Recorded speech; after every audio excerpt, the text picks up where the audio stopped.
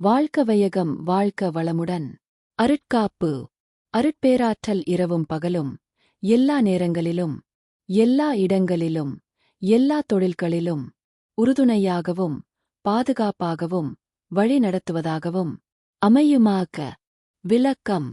அருட்பேராற்றல் எங்கும் நிறைந்திருந்தாலும், அது ஓரிடத்தில் தேங்கியும், அந்த இடத்தை விட்டு விலகாமலும் இருக்க, அத்தூய காந்த ஆற்றல் பாதுகாப்பு வளையமாக அமையட்டும் என்று எண்ணத்தால அருட்காப்பு கொடுத்து பயன்களை அடைவது பலர் அனுபவத்தில் கண்டு கையாளும் வழக்கம் ஆகும்.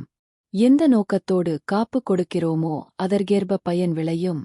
எடுத்த காரியத்தில் முயற்சியையும் வெற்றியையும் அது கூட்டுவிக்கும். இதனால் உயிராற்றலின் செலவு தடுக்கப்படுகிறது. ஆற்றல் பெருகிக் கொண்டே இருக்கிறது. முடிக்க வேண்டிய செயல்கள் தடையின்றி நிறைவேறுகின்றன. இரவில் தூங்கச் செல்லும் போது அருட்காப்பை தன்னைச் சுற்றிலும் தனது வீட்டைச் சுற்றிலும் இட்டுக் கொள்ளலாம். தூக்கத்தின் போது தனக்கோ இல்லத்திற்கோ எவ்வித தீங்கும் ஏற்படாது.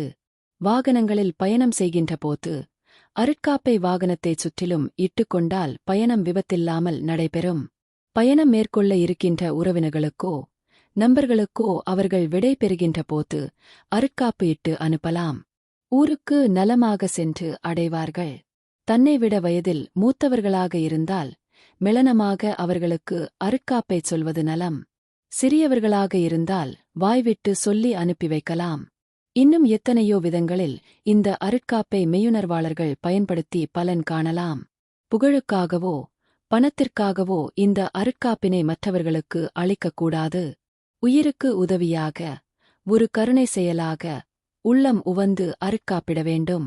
சுபகாரியங்கள், கல்யாண வைபோகங்கள், கோவில் திருவிழாக்கள், தீமிதி, செடல் உற்சவம் ஆகிய விழாக்கள் நல்லபடியாக முடிவதற்காகத்தான் காப்பு கட்டுகிறார்கள்.